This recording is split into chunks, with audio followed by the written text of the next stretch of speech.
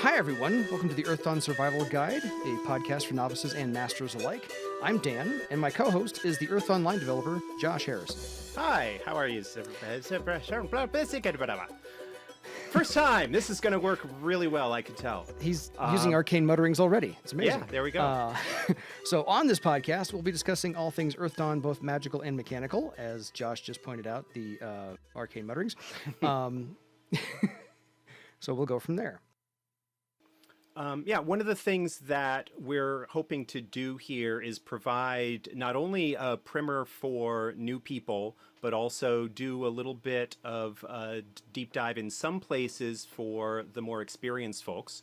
But it's really just a desire to sort of share my knowledge and experience, and Dan's as well. Because a little less knowledge, a little less experience. Well, kidding. Just kidding. Because there is not yet, there is in the process now as we are working on this, a good sort of introductory sort of cast. There are some videos and stuff that you can find on YouTube and things like that. But this is what we did. If you are familiar at all, we're in the podcasting space rather than the video production space for two reasons. One, both Dan and I have experience in audio production and podcasting. Woohoo! Yeah, yes. And we'll talk about that, I'm sure, here in a little bit. But also, video production is like an order of magnitude more complex And expensive. And expensive. So we're kind of doing this. Now, one other thing that I want to mention before we kind of move on is that I've been kind of talking about this. We've been talking about this as semi-official, which is to say that we're kind of doing this on our own. This is not something that is officially fully endorsed or supported by FASA Corporation. Any answers or advice or things like that I give in the course of this podcast will, of course, be informed by my working knowledge of how 4th edition works and my experience with past stuff, if people do bring up questions from previous editions. But take that from me as an enthusiastic expert rather than the word of God, which kind of gets into a whole philosophy thing, which we may get into at some point, whether tonight or in a later episode. I have a feeling someone will email us a question about that later on. Yes, I foresee that happening. Just my little murky summoning pool. I fully expect that. Speaking of getting a hold of us, we do have an email address.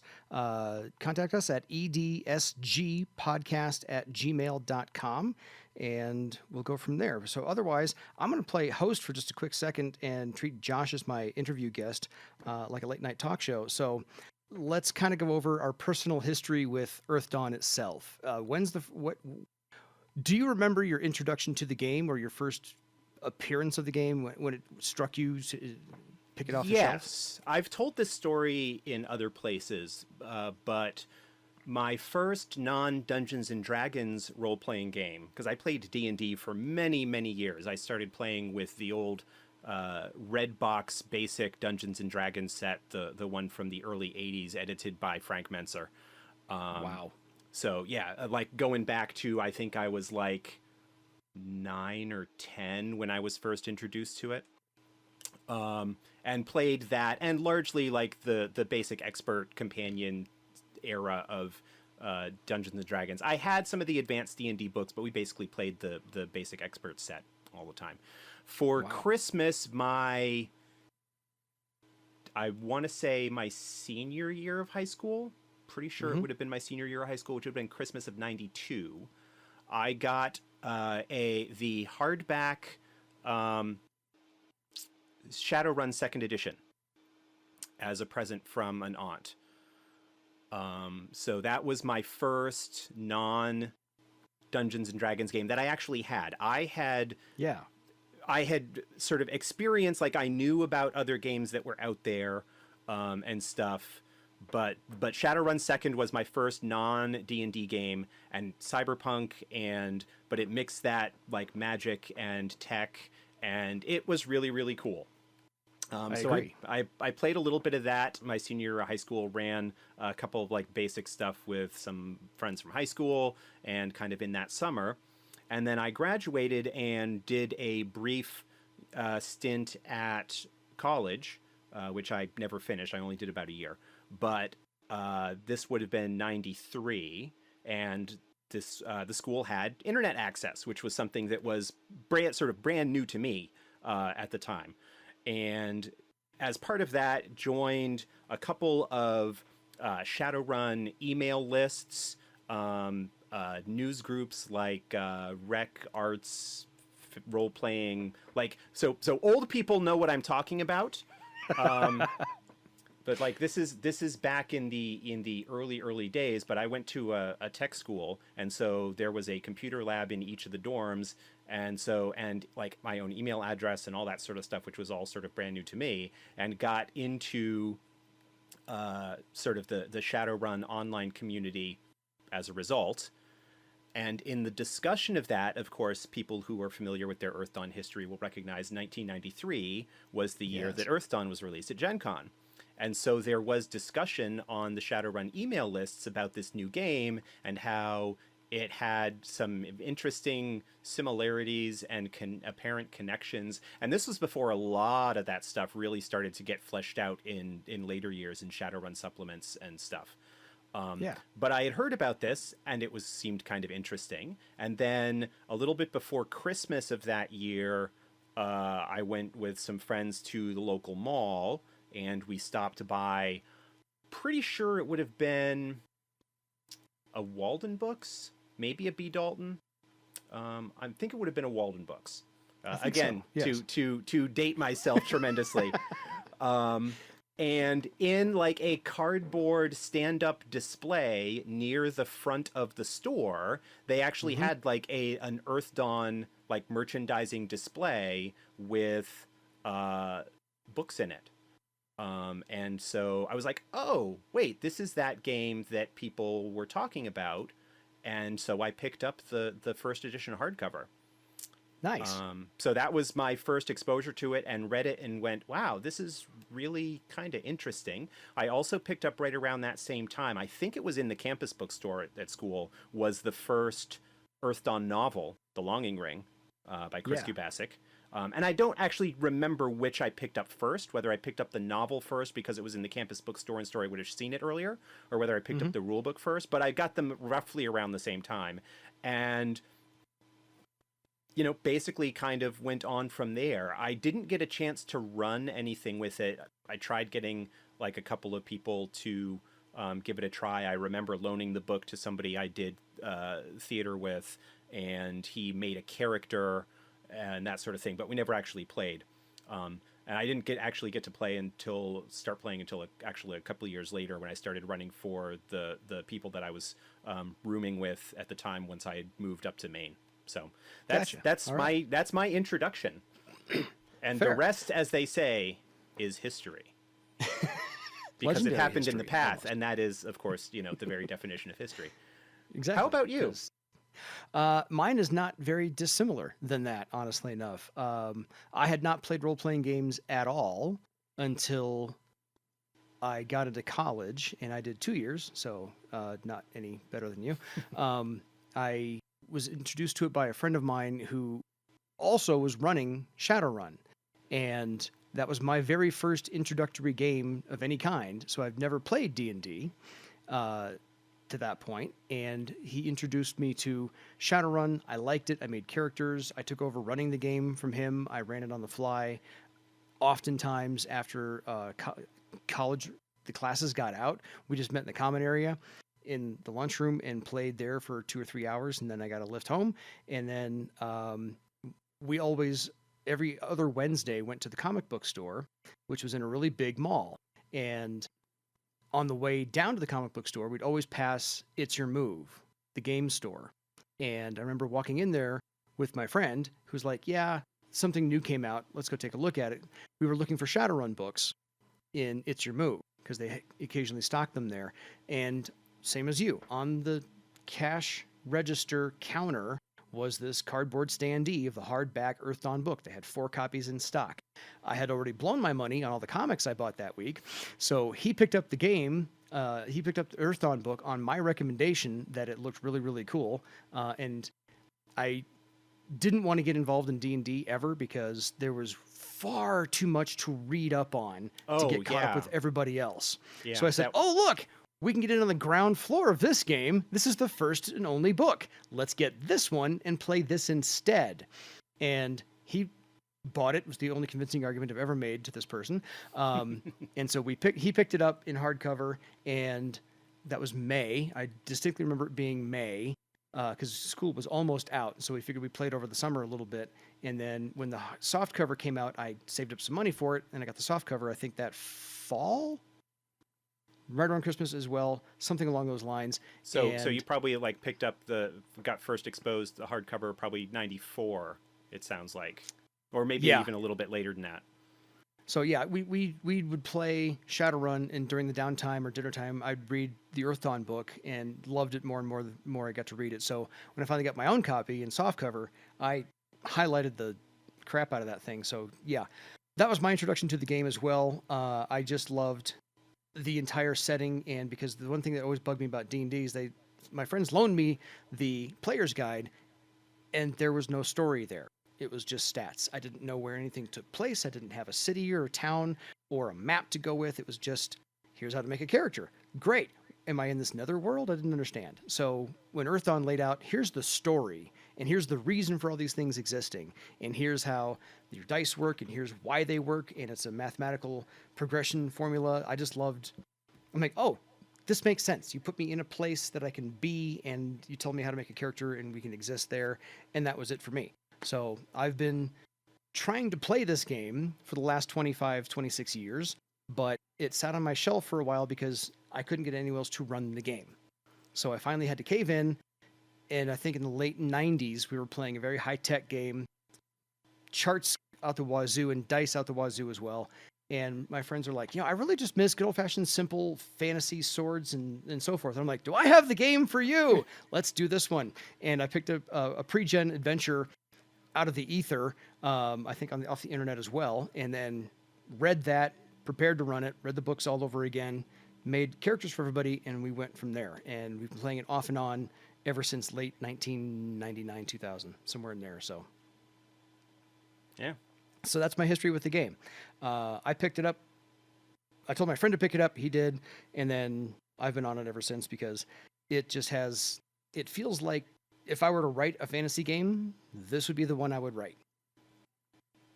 It's got enough cool stuff, enough evil stuff, the right kind of magic, and the magic takes an effort. And it's not just, I happen to know this spell because I can say 3 words backwards or whatever. No, there's some effort put into everything, and you have to earn everything along the way. There's not a whole lot that's just handed to you once you get started playing. So that's personally why I prefer Earthdawn over just about everything else for fantasy is concerned. So that's me. I'm a little biased, but that's what we're here doing a podcast about. That's right. Yeah. So since we're on the 4th edition of Earthdawn, which I think technically is the 5th because there was one in the middle that was just a revamped version of. So classic is the redone first edition. It depends how you count, but yeah. Yeah. So we had 1st edition, 2nd edition by Living Room Games, 3rd edition by Red Brick, and then Classic by Red Brick, which was the redone 1st edition. Yeah, those actually were together in the other order. Classic was before 3rd, but that's fine. I was just doing the counting. So 1st, 2nd, Classic, then 3rd, and now we're on to 4th. And I don't want to infer anything here for the listeners, but I'm pretty sure that 4th edition doesn't erase anything prior to 4th edition. It just builds upon it. Is that right? Sort of. The history of Earthdawn development and the various editions is a little bit tangled. It's actually that basically, so you had 1st edition, and which stopped active production in 1999.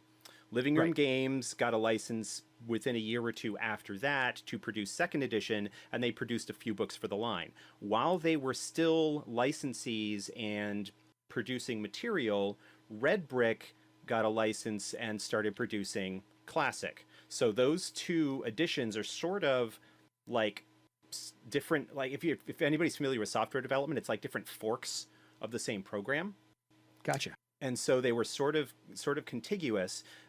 The second edition did some stuff with timeline development, with setting sort of saga books or campaign books, Bar Save at War, Right. and Bar Save in Chaos, and Scourge Unending, I think, is sort of along those lines as well, where they tried to, well, didn't try, they did sort of release their own books based on some of the final outlines and notes from the first edition work. Classic, not wanting to tread on their toes, didn't like basically had everything set as it was at the end of the first edition run, which is to say They just consolidated everything. Yeah, sort of consolidating everything, polishing, clearing up. It's really kind of like a 1.5. I did some work on that, and it was one of those opportunities where, you know, the idea was to try and consolidate everything and just kind of get errata included, but there were some things that were changed a little bit in the course of that.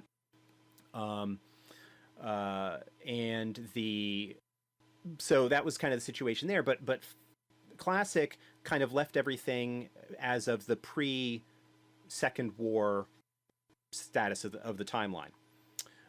Living Room Games then shuttered and stopped producing, and soon thereafter, Red Brick made a deal with Mongoose, which is a British publisher, to actually, because Red Brick Classic, the other Earthdawn Classic, the other idea behind that was to try and leverage the sort of newly emerging field of print on demand through Lulu, to try and get around the problems that can come up when you're dealing with print runs and stock and things like that.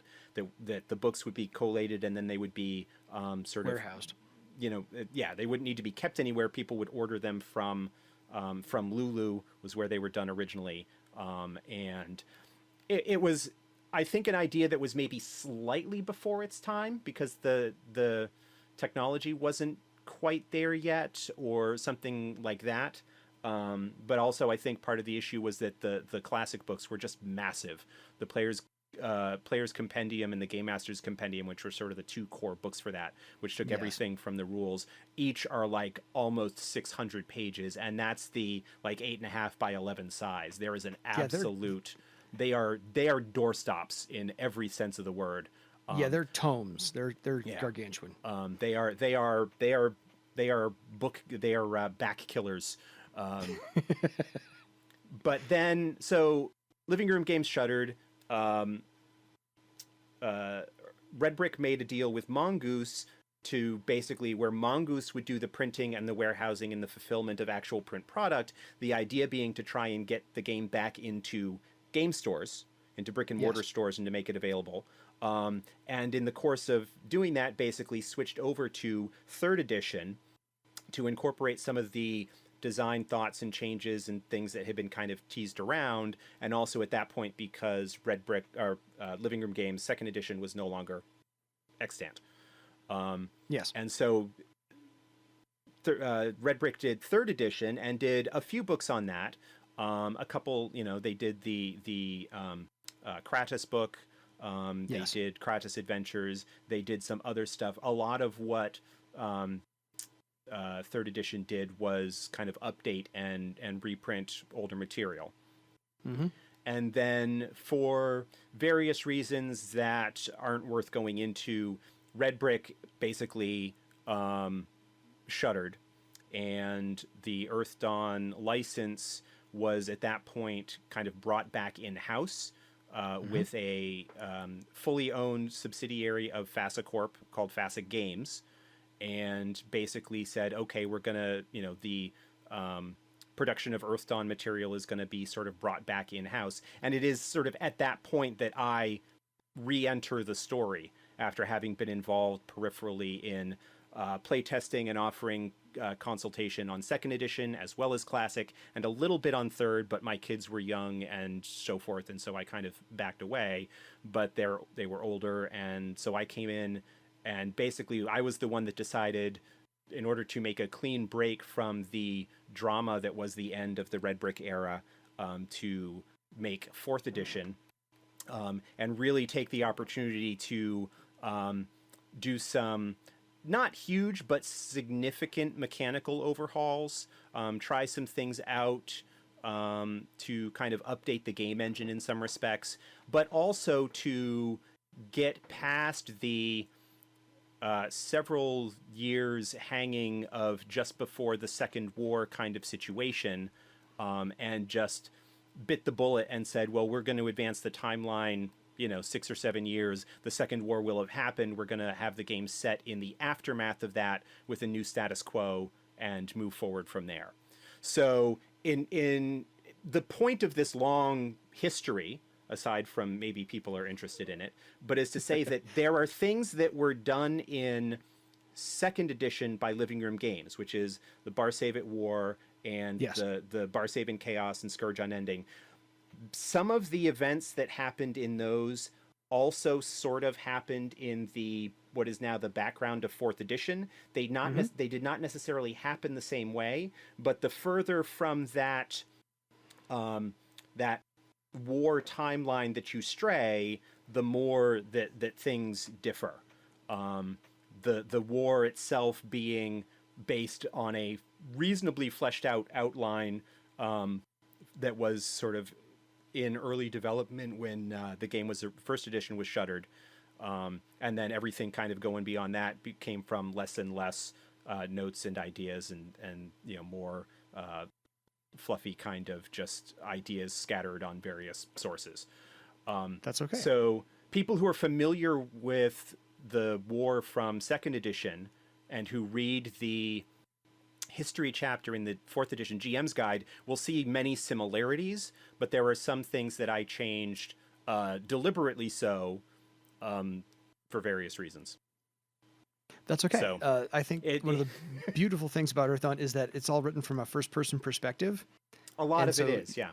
Yes, and so you can easily just write out, well, that's what somebody wrote as propaganda, per se, and they can just excise that part from second edition and go with the fourth edition timeline.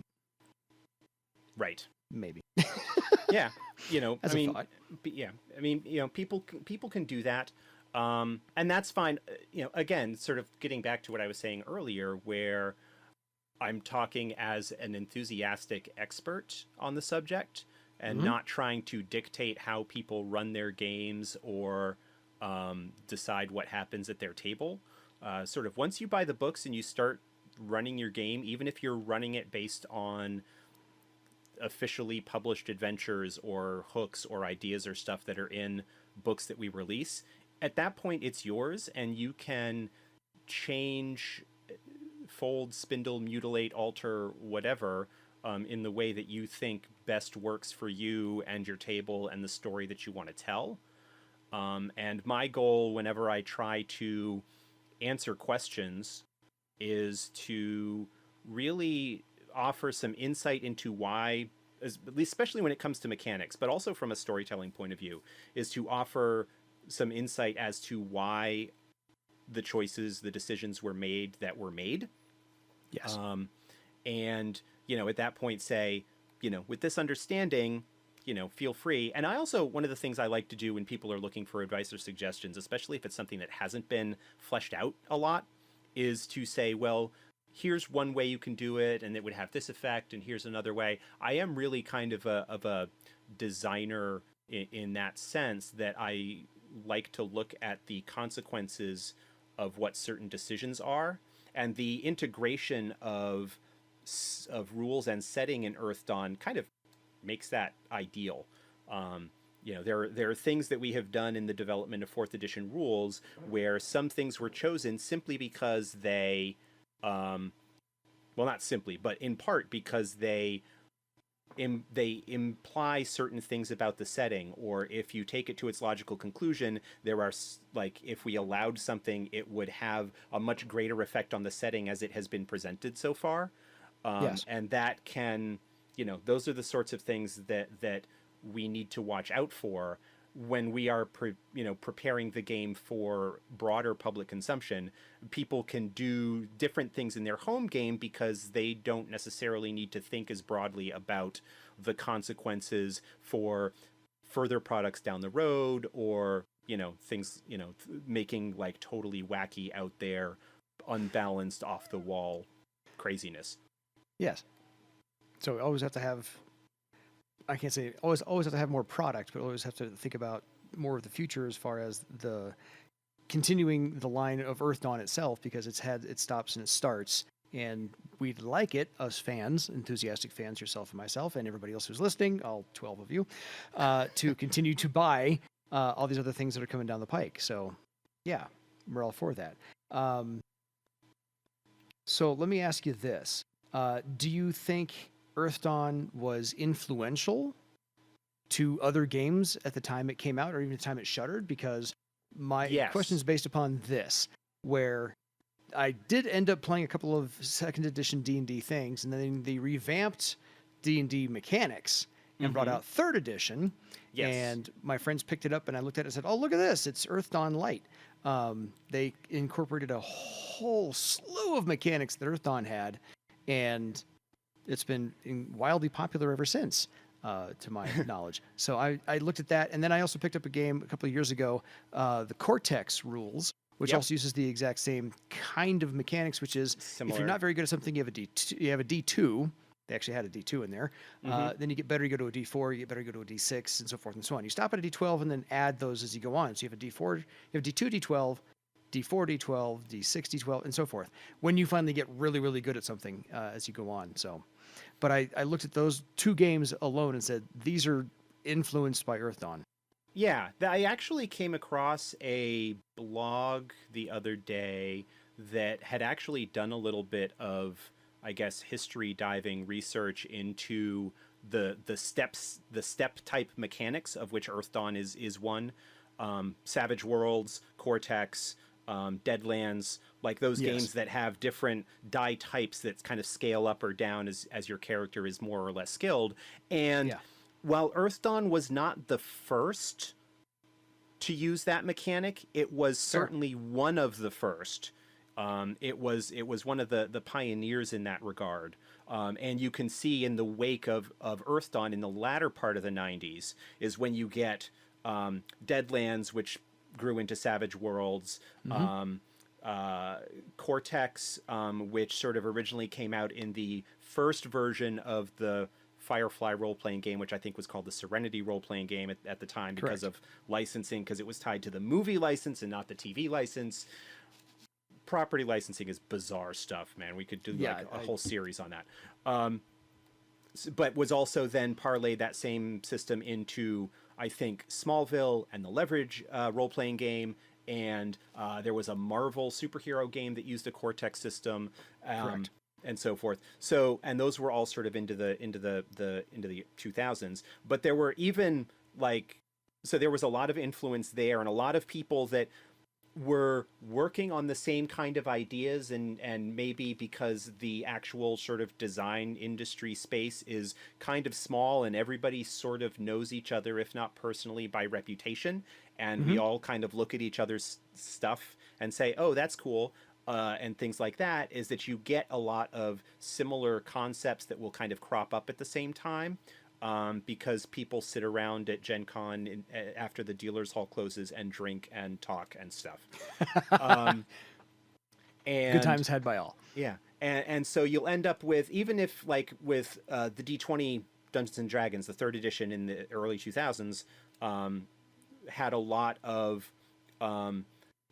while not maybe direct mechanics, there were a lot of things that were conceptually reminiscent of stuff from Earthdawn, like healing surges, for example, which I don't remember if those actually showed up in third edition or if they didn't show up until fourth, but basically the recovery tests from Earthdawn.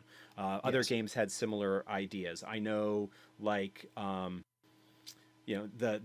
idea that humans in the human racial ability stuff in third ed had some like, oh well, humans get an extra skill point or extra skill points or extra feat or something that indicates that they like to give humans a little bit of something rather than just being the blank template without anything special. You know, little bits and pieces like that you see in Dungeons and Dragons and other games kind of coming out in the very late 90s and the early 2000s. And then to an extent, because in the late 90s and early 2000s, when I was running a lot of Earthdawn and did not yet have a family and so had a lot of disposable income, I bought a lot and played a lot of different games. Of course, we being on podcast, people can't see this, but Dan can see from the video camera here. My bookshelf behind me, Yep. with the massive collection of stuff, and so what ended up happening when I came to start working on 4th edition, I kind of did what games in the early 2000s and stuff did with regards to Earthdawn and sort of other games from the 90s era, which is to look at those and say, okay, what ideas and innovations have been developed here, and like what are the trends and what are the things that people are looking at, and how can those be incorporated into Earthdawn while still maintaining as a longtime fan and aficionado of the game without gutting what really makes the game iconic in its own way. And generally, based on the feedback, I think we succeeded. And I say we because while I generally get referred to as the line developer, we actually have a team of folks who are as equally important as I am, and without whom we would not be where we are in terms of having product out. So kudos to them. You're a cog in the wheel. I am, and I'm sort of in some respects I'm in some respects sort of the public face and spokesman, because as our roles have been sort of refined, that is like sort of the interactions and stuff is one of my stronger suits. Again, hence the idea of doing a podcast, so I can bring that experience and skill to knowledge. a new area.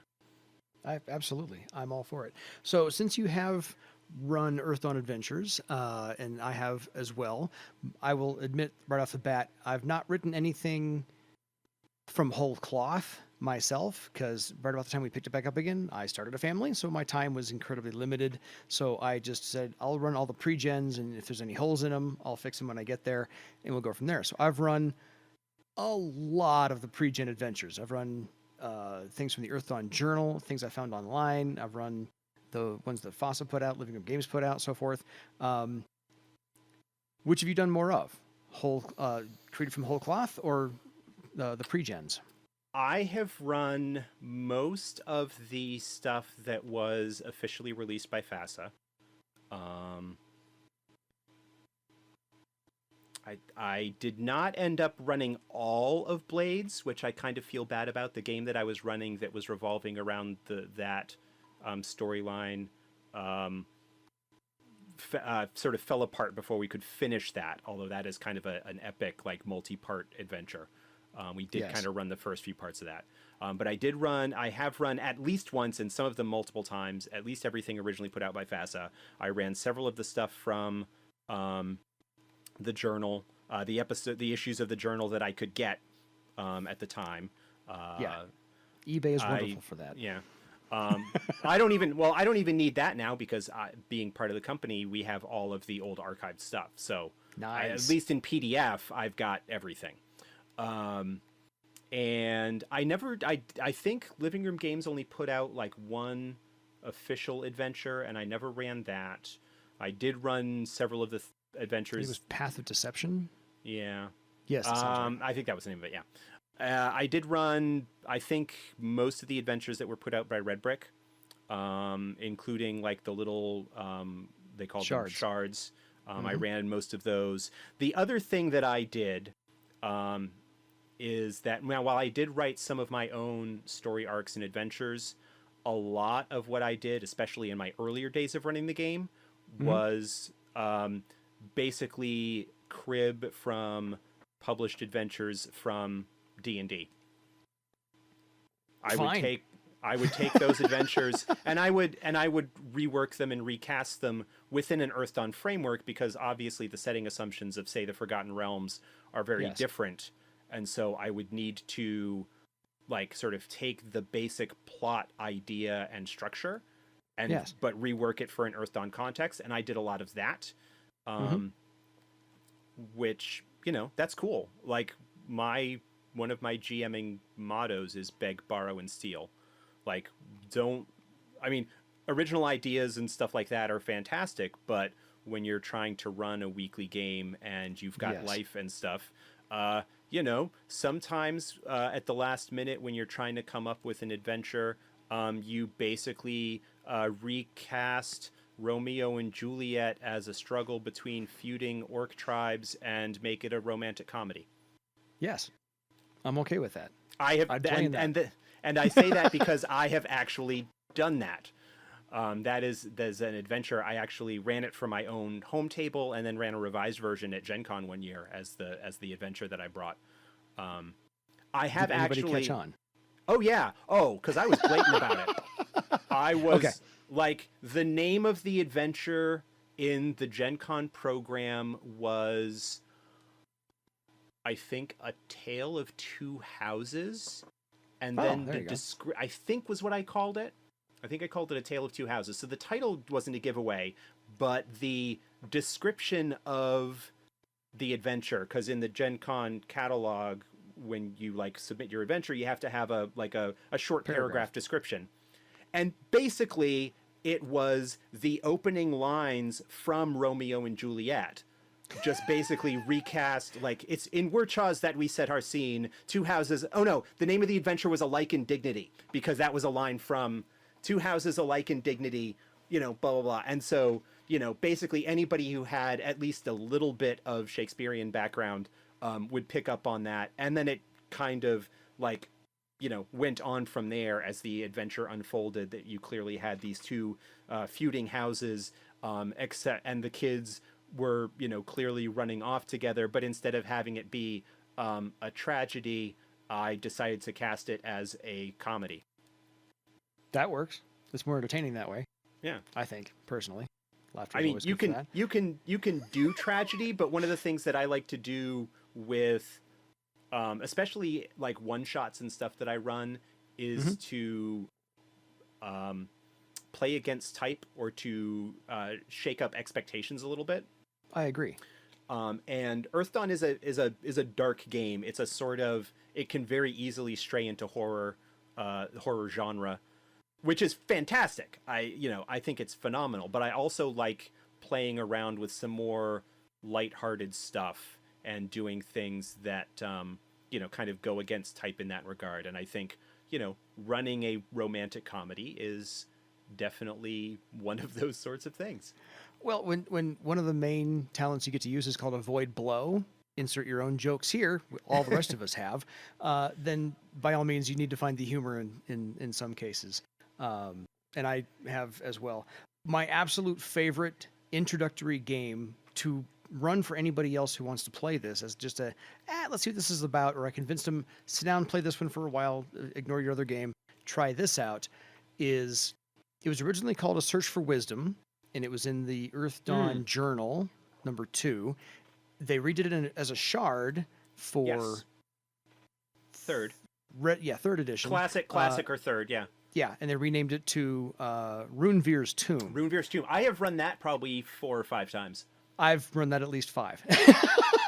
And that's my favorite one. It has literally everything you need. It's got bandits. It's got a horror at the end. It's got political intrigue. It's got a wonderful introduction and a fantastic wrap-up, and an item to get at the end as well. Razor Claw the Sword. I've handed that thing out at least 5 or 6 times. So it's a great little self-contained adventure. It really works. It really works. David really well. Carolay, if I'm pronouncing his name right, if you're ever listening, did a fantastic job. I would play in that guy's group anywhere, anytime. So sign me up. But that's my favorite one. If you're ever going to start with anything, if you can find it online somewhere, go pick that one out. Convince your players. All of the all of the Earthdawn journals are Yes. available in PDF from our web store as well as on DriveThruRPG. That was cool. Yeah, those are all available now. So anybody who does not have those, feel free to go grab them. The stuff that is in them is hit and miss, but there is some really good stuff in there, and some stuff that is, a little bit wonky or a little bit weird. It's some of it I didn't treat as canon. I just said, this is okay. I'll as you said, beg, borrow, and steal from this. Yeah. Because we've taken some of those ideas that were in there, because people created their own disciplines. And part of the first edition is you actually gave you the rules on how to select talents to create your own discipline that you didn't find in the first 15.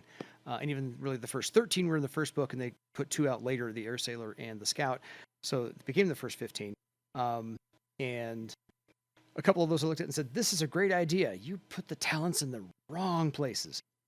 But good idea. Like your thought process. So, and I know so as part of this podcast, we're going to talk about upcoming products that Fossa Games is releasing. And there's one in the works right now. The Kickstarter, I know, finished, and the books are coming out admittedly late, but better late than never. Yeah, we've got some final layout to do on Mystic Paths, which is the shorthand. The full name is the Adept's Journey Mystic Paths.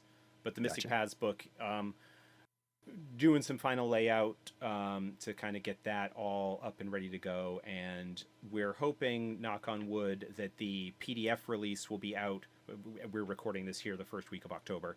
Will be out a little bit later this month here, so October of 2019. We were originally planning for a release in September. Things happened, as they sometimes do, but we're not, taking a year to get a book out. We're a month behind. So there's that. And we've got other stuff that we'll talk about. Yeah, I mean, again, I don't want to give people the impression that this is just going to be sort of a shill thing. I mean, we are shilling. Let's not make bones about it. We are shilling, but we are doing it in the sense of offering a guide and a reference and sort of help and things like that. I think this podcast idea you had, and you signed me up for it, so I thank you for that. Is A, let's keep the torch alive. Let's keep the fires burning, the home fires burning for Earthdawn.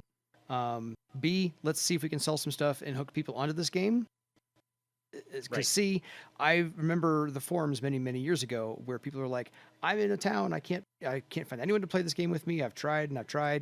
How do I find other players? How do I find a GM for this thing? So if we can increase the fervor for this game, and word of mouth will help spread this a little bit, then by all means we can find all those lost souls some places to play. Yeah, absolutely. And I'm all for that. So this is not anything to do with the game, this episode, really. Thank you for listening. We're in about 3/4 of an hour at the moment. We will, on further episodes, get into the disciplines one by one, the races one by one. We'll actually put on some old legends, maybe from the first edition that haven't seen print since. We'll talk about some geography and some good places to go to. We'll do some under the hood type game concepts and break some things down as to why some decisions were made, what things were and were not updated. Kind of go from there. Do you have any? So you've run Earthdawn. I've run Earthdawn. Do you have a favorite character? Have you gotten to play it much in the last 20 some odd years? Okay. I mean, I tend to GM a lot more, but to perhaps plug another audio project that I am involved with, I am. Since it came up, I wasn't going to do this, but there is an actual play podcast called Legends of Earthdawn, and you can find it at legendsoferthdawn.com. I've listened to the first 6 at the moment. I'm catching up on it. We've got 20 odd episodes that are out thus far. In it, I actually play rather than GM, because when they approached me to do it, I think it was about 3 years ago, it was kind of like, I would totally be down for that.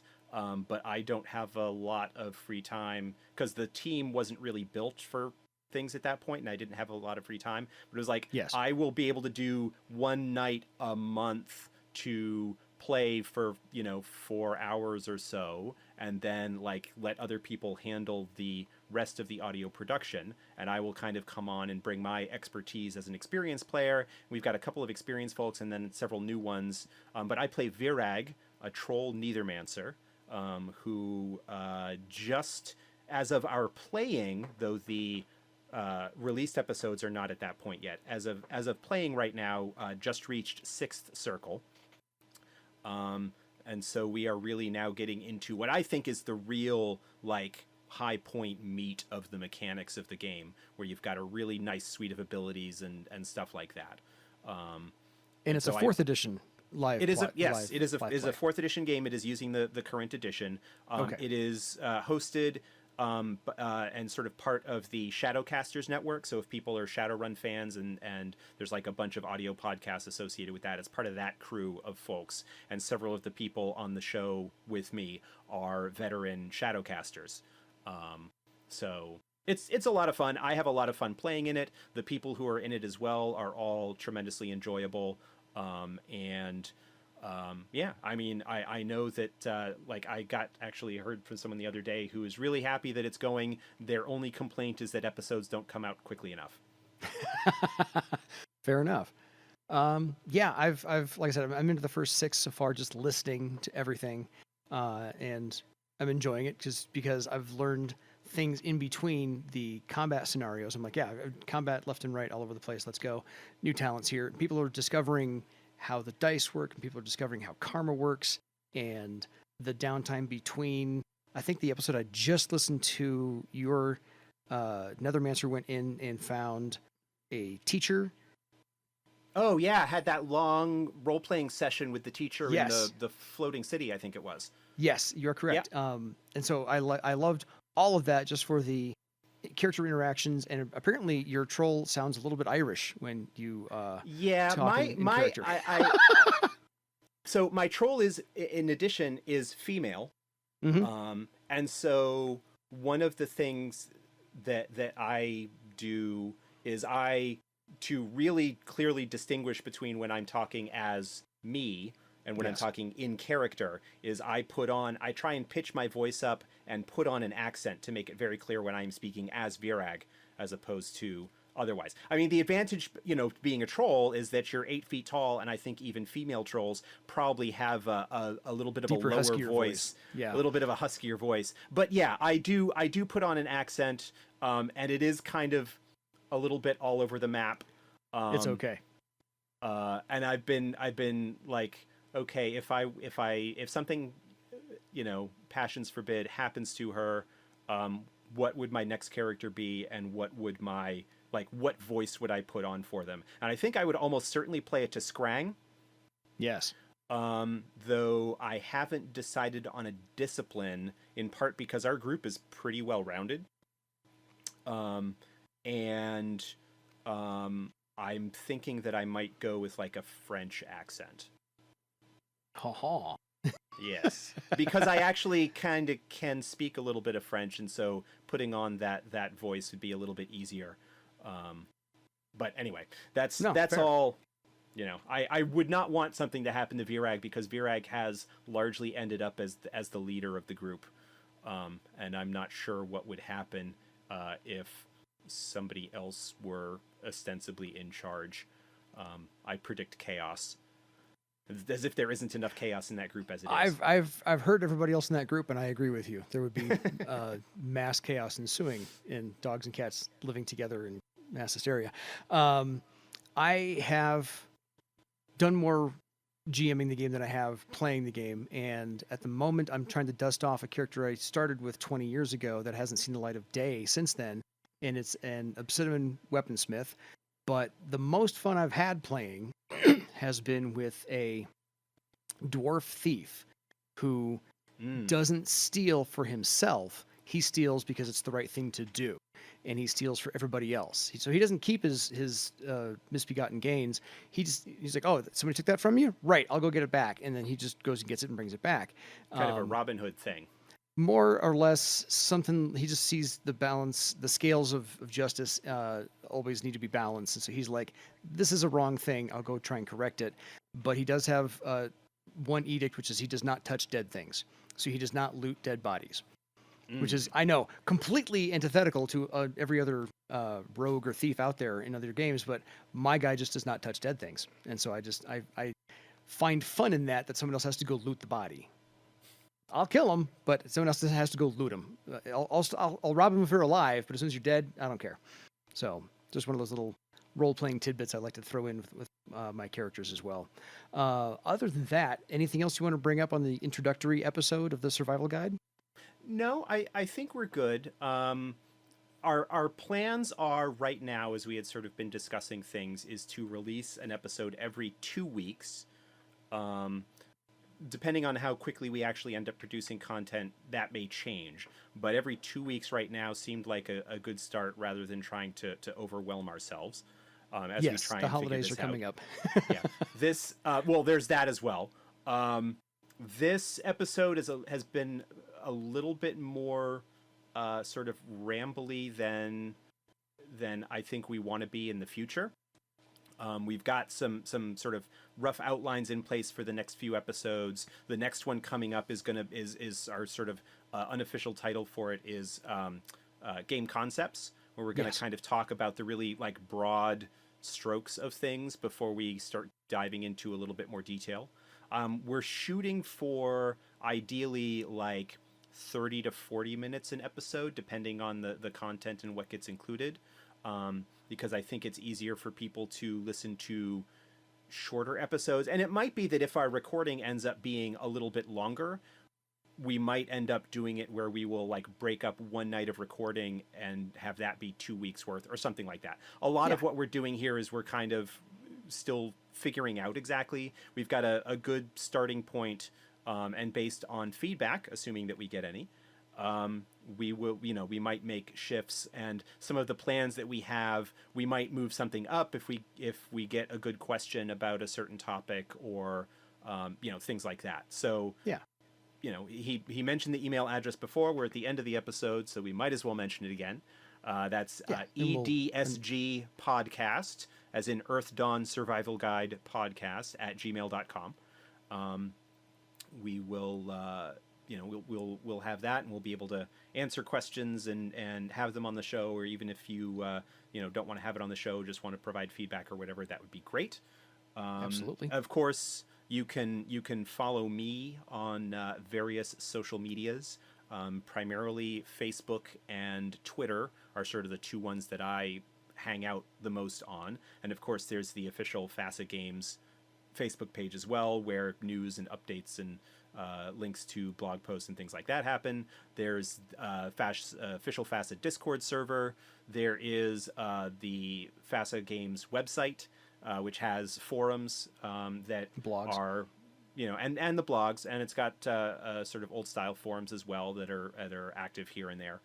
So there's a lot of opportunities to engage, and this is just another one. As I'm saying, semi-official opportunity. So absolutely, at least an enthusiastic opportunity. Yeah, on both of our behalves. Right. Yeah. So okay, fair enough. We're coming in just under an hour. I like this. We're fine with that. A little bit long perhaps for an intro, but I think that's okay, where we've been kind of just chatting, and hopefully people enjoy that, and we'll try and be a little bit more focused in the future. But this, I think, gives a good kind of broad experience of us, and a little bit of historical background of the game's development. So let me ask you one last question before we sign off. Is there any... Sure. So before you became a line developer and got access to all the stuff, was there anything you did not have before you became a line developer that you wanted to get? Or what was the one thing you really wanted to get since you got access to the stuff?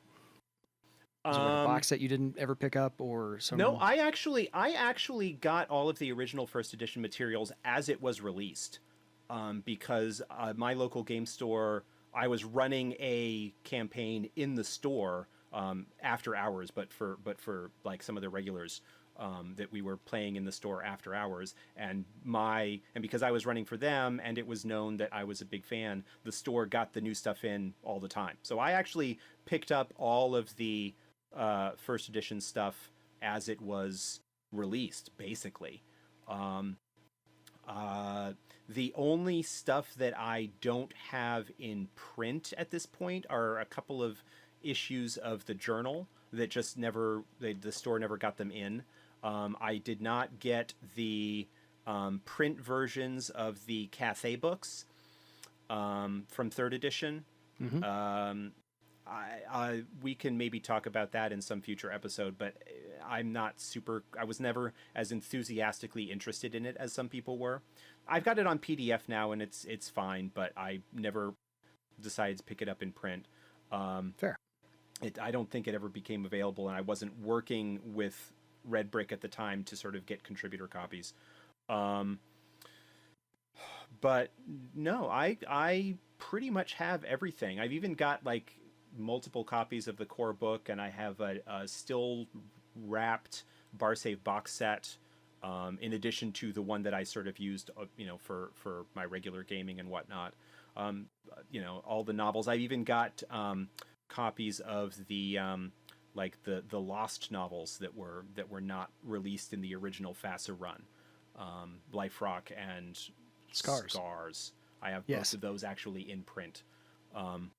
So yeah, no, the old version, both versions, the Paraspera press version or the Red Brick version? Press versions for both of those. Gotcha. Okay, I have both. I have 2 of each. I have one old Paraspera press version, and I have the new, updated, revised, or re-edited Red Brick version. So I've got them both. So I'm with you there. The one they did on POD, yeah. Yeah. So I have, like you, everything. Yeah. I think probably the one thing that I was like happy to get that the opportunity didn't arise until I became sort of a developer on the game was the red limited edition first edition hardcover. Oh yeah, that's the one thing I don't actually have. Yeah, I was basically offered one by somebody at Gen Con who had 2 and knew that I didn't have it, and basically offered to sell me their extra. Wow. And so there are perks. Yeah, and so I was like, yes. And so I have that now on the shelf back here as well in a protective plastic sleeve cover. So absolutely. What else would you do with it?